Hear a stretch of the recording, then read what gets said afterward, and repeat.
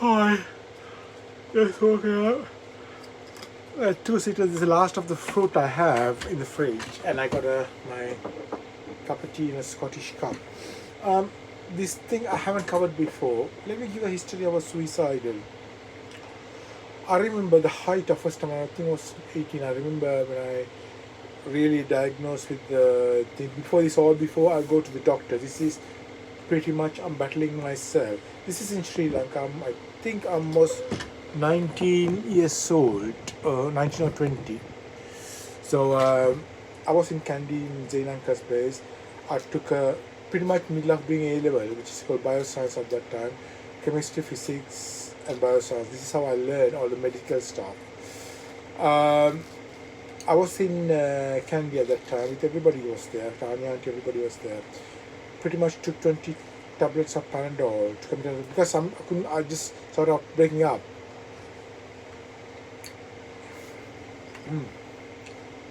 Very nice.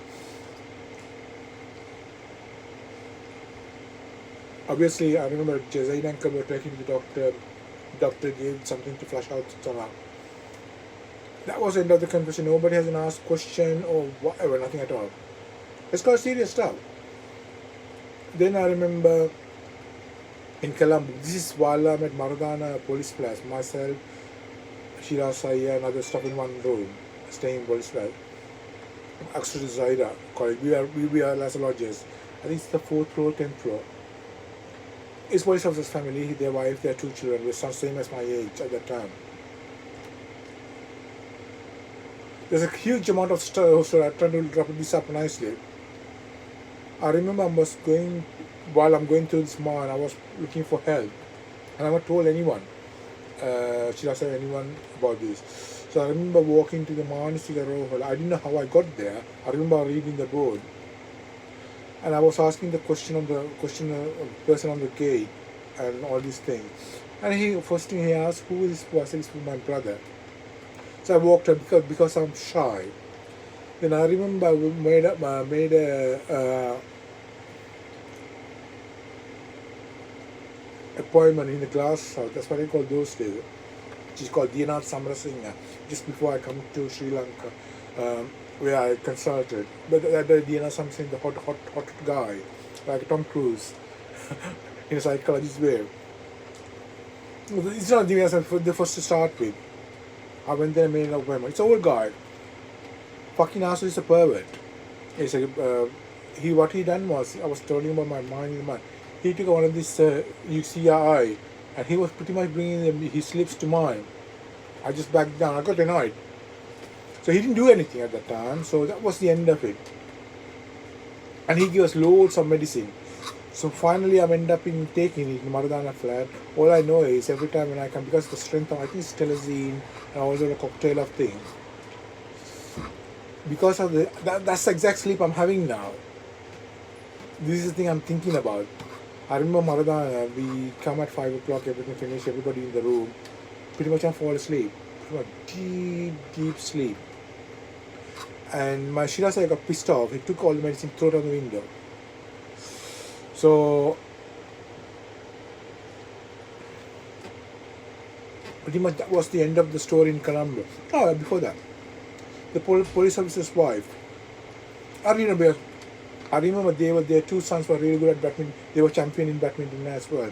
So I was at the time Rahul, the captain of the badminton champion. So sort of we got on well. I think we went for a tournament, whatever.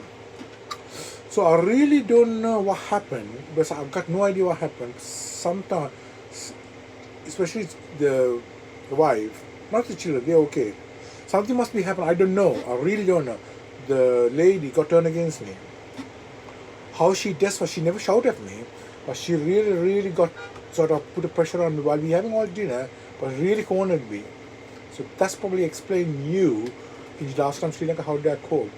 She's a beautiful lady. Don't get me wrong. She's a beautiful. But I really don't know what happened. This is a Lord, pretty much a Lord Buddha. She was pretty much like a snake on me. And she's talking to me and my mom, Shirasaya, she was pretty much snake on me. And she was nicely talking to Shirasaya. She doesn't realize. If I did tell him, she was looking at him, I'm in trouble. So this was the psychological CEO. She's a very good liar. I know she's done a very good job. She's genuine. I know. I'm not praising her. I already don't know what happened to pump this thing. Anyway, probably I got off that. The moment I came to the home, the grandmother realized, this is not right, something wrong with it. So she took the marker, which is silver, I can't remember her doctor's name. He's a physician. Pretty much the same thing. And that gives a huge amount of load of thing. Pretty much I'm sleeping. You know, he's a physician. He doesn't know nothing about psychology. This is Sri Lankan stuff. And finally, my father-in-law, he got the dinners, and my mom knew somewhere around with his relations. Yeah, so we reconciled. I remember having the conversation at that time, and there's nothing wrong with you. I can see that. Then he took everything out of it. He said, I can't speak because mouth is dry, and he gave the post-side clean to keep it going. So that was the end of the medication. I was fine, cool, pretty much got over it, and then I came to London. So this is where I cover all of the things my family, what happened. Then pretty much coming up to 2011, I remember my family is falling apart, the children are getting out along, I got loads of dates, pretty much committed suicide. This is after, I'm pretty much all favor of things to commit suicide, pretty much take my life. But also I realized there's something, every time I thought about it, I'm taking 2 steps back away from that. I didn't know how the hell that worked. But I remember the one time, I remember having the worry about losing my children. I don't know what it is. I was screaming at them, shouting a lot of things I'd done, especially my son.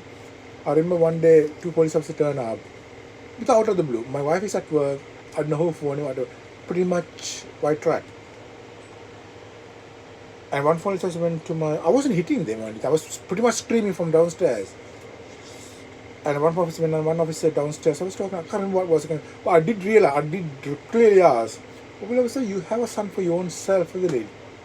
I did ask that question strictly straightforward, looking at her eyes. But both officers, I think one or both officers just got stepped back. And they took both children away. And the moment I fall asleep and said, thank goodness man gave me the whole house for me. That was my mental truth. And evening my wife came in, children came in, never had this conversation. That's the second thing.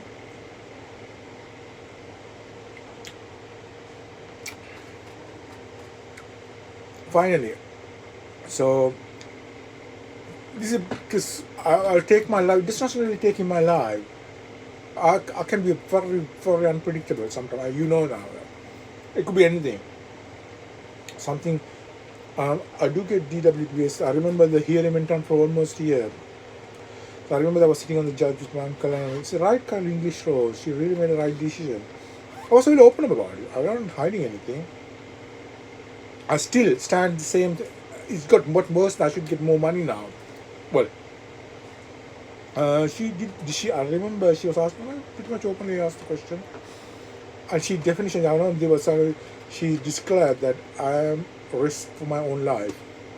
Was the definition part of the word my DWP? I remember from DW asking, how do you make a microwave? I said, yeah, I know how to press the button. What's it got to do with that? Probably you must think I'm lying. Well, it's not lie any longer. I'm telling the truth. I'm pretty much disabled, neck to down. But that's how I want you to see. But do you, punk? Find something else and come on. So that was a sort of a community suicide. Now this is what I call the unpredictability. It could be anything, financial, anything. Now I'm just going to have my coffee and I'm going to go to get a Big Mac or something. If it rains, it's a blessing for me. To touch that rain in my skin, and I'm gagging for it. I can stay for hours in the wet. I won't feel a comfort without nothing. You understand? So bad. This is who I am now. Nothing I can do about it. As I say, it doesn't matter which way you go now. And I'm ready. Physically and mentally, pretty much. By Monday I will be ready, I know that. Now, coming at the next point, hopefully if I get the fix tomorrow, the chest rovers, Saturday tomorrow, isn't it? So, probably Monday, definitely Cardiff on my lap. I don't know. This is the call. I'm not deciding anything. There's no booking. There's no hotel booking. Pretty much the call comes in. Suitcase, couple of clothes, packed in both the train. I'm gonna go and I'll find the way there. This is how I'm going to roll now. That's a lot of fuming and everything. Pretty much they can do anything you like, but if you stay on the night, that's so giving the opportunity to fume it. You know what I mean? But it doesn't matter now any longer. I can roll on. So let's see how it goes. I know the weather report is going to rain. Let's see how it goes. Thanks for listening. I need to have my coffee and I'm going to make a move. Thank you. Bye.